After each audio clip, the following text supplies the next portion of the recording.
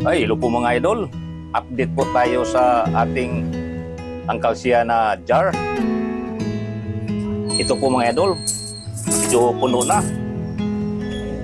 So sa umpisa pa lang nito mga idol,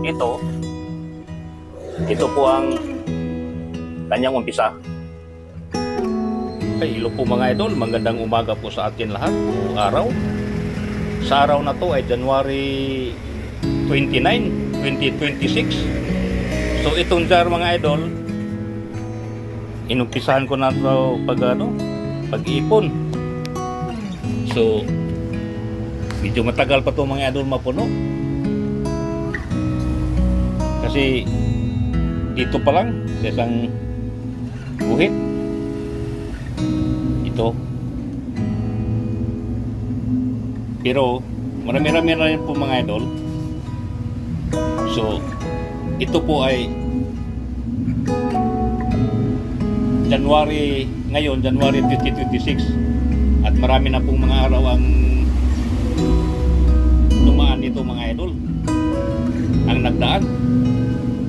So sa sunod na naman mga video mga idol, ipapakita ko sa inyo kung isang bandang guhit na naman. So maraming salamat mga idol. See you next time. Hello mga idol, update tayo sa Angkalsia ko.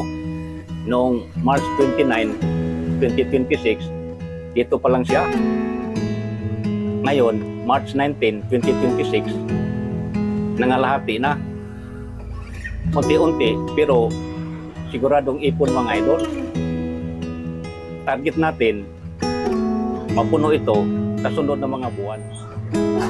Ay, hello po mga idol, magandang araw po sa atin lahat. Update po tayo sa ating Angkalsiana jar, kung saan na po ang kanyang guhit.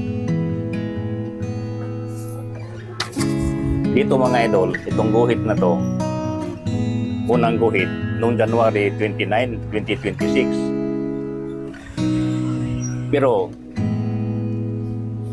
umpisahan ko to,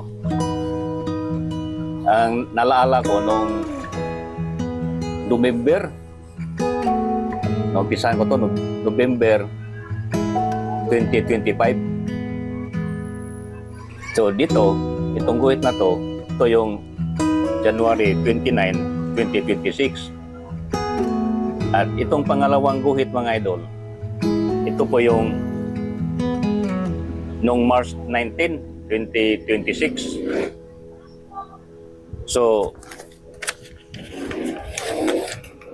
sa ngayon, sa araw na to, April 17, 2026, dito na po siya mga idol, itong guhit na to. Ito na po yung April 17, 2026. So, umangat po siya mga idol. Tuloy-tuloy lang araw-araw ang paghuhulog. Kasi, yun ang goal natin nga mapuno po ito. Mapuno po yan mga idol. At sa sunod na mga araw o buwan, aabot na naman dito niya mga idol.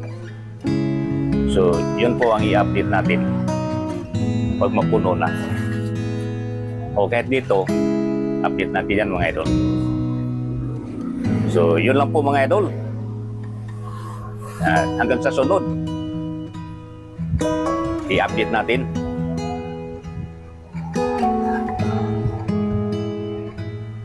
So sa ngayon mga idol, pizza 17 ng Mayo, dito na po siya. Guhit. So hindi na po siya magtagal mga idol, medyo malapit na po siya mapuno. Siguro by next month, puno na po yan mga idol. So yun po ang ating abangan at bibilangin natin pag nandito na. So yun lang po mga idol, ang ating update sa ating Angkalsiana jar.